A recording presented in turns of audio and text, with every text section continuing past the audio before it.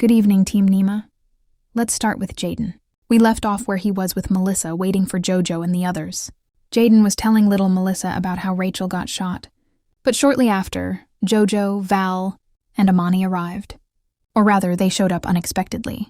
Jaden welcomed them and told them to feel at home. Val immediately asked Melissa, "So you've been keeping Jaden company or what?" Val didn't waste any time throwing shade. Listen, Val is the one who came up with this whole round seating idea. She knows how to run things her own way. Meanwhile, at Mark's place, everything has settled down, and people have gone to sleep. Mark came to sit with NEEMA and told her, "Babe, thank you so much for the house. I haven't thanked you enough." NEEMA responded, "Come on, I love you, babe, so anything for you." But little did they know, Rachel was standing upstairs listening to everything. It hurt her so badly, especially hearing those sweet words from Mark, words she wished he was telling her. She even started crying. Seeing another woman being loved, the way you used to be loved, really stings. Back at the party, they had already eaten some snacks. And then Val asked, "Guys, are we just going to sit like this, or can we do something fun?" Jaden asked her what she had in mind. Val suggested they play Truth or Dare. How about that? Melissa tried to oppose the idea, saying it might not be a good one, but surprisingly, Amani agreed with Val. Val was so hyped she shouted, "Yes, that's my man!" Big mistake. Now listen, this game has rules. It's Truth or Dare, and no one's allowed to skip.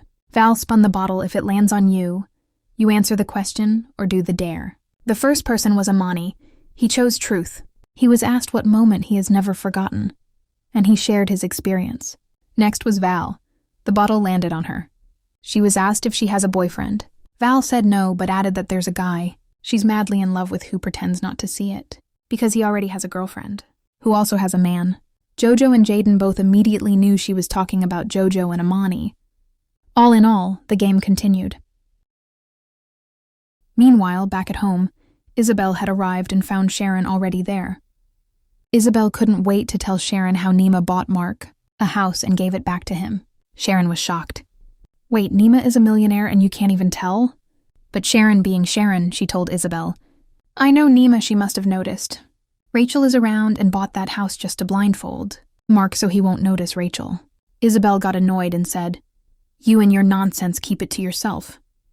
Back to the boys, the game was still going on. The bottle then landed on Melissa. And guess what? Jojo decided to ask her the question. Since Melissa had picked Truth, Jojo asked, "Are you in love with someone?" Melissa didn't expect that, but she answered, "Yes, I love someone." Jojo followed up, "Who's the lucky guy?" Melissa got shy and reminded Jojo of the game rules. Only one question is allowed. Why did she say that? Because the one she loves is none other than, Jaden. NEEMA had already dropped Ian at school and then left to attend to a court case. Poor thing didn't know there was a kidnapper stalking her, and just yesterday, she had been warned about children being abducted. NEEMA was going to court because Eddie wants custody of the child, but NEEMA is against it. After a few hours, the case was postponed a bit, so NEEMA went to meet Mark so they could head home. While they were there, NEEMA got a call an order had come through, and she needed to deliver it, but it was the same time Ian was supposed to be picked up from school. So NEEMA asked Mark if he could pick Ian instead, but turns out Mark also had to be somewhere at that same time, a big problem. Mark suggested they send Joseph to pick Ian, and NEEMA thought good idea. Now at that school, if anyone comes to pick a child, the teacher must be informed. So the teacher was told someone named Joseph would pick Ian up. But guess what? That same kidnapper had been lurking in the neighborhood and came to talk to Ian. Ian, being too naive, was tricked. He believed the man was there to pick him up. But outside, Ian started wondering, who is this guy really? Because he knows Amani, but not this so-called Joseph. The kidnapper pretended he was on the phone with Joseph and told Ian, "Joseph said he went to buy you a surprise and told us to meet him where he is." Ian believed him. Big mistake. Ian, being too naive, was tricked. He believed the man was there to pick him up. But outside, Ian started wondering, who is this guy really? Because he knows Amani, but not this so-called Joseph. The kidnapper pretended he was on the phone with Joseph and told Ian, "Joseph said he went to buy you a surprise and told us to meet him where he is." Ian believed him. Big mistake. Meanwhile, Eddie called Jojo, asking him to be a witness in the custody case. But Jojo refused because he knows his dad can't be trusted. Still, Eddie was very persuasive, trying to sweet-talk Jojo into it. But Jojo told him, "If I do that, Mom will hate me."